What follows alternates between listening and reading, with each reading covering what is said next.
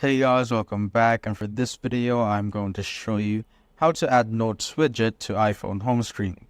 So first, what you want to do is tap and hold to any blank space on your home screen or home page and wait for this to happen or pop up like the apps are wiggling and stuff.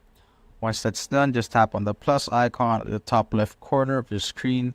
This will pop up, and just tap on search widgets, type in Notes. Tap on that, and here you will see a bunch of widgets. Well, these are folder widgets on Note. You'd also add just a single widget note like that and a quick note. But there are a ton of stuff right here. Let's say I just want to add a single widget note.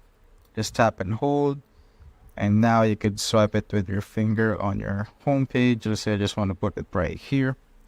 And that's basically it. Just tap on done and you're good to go.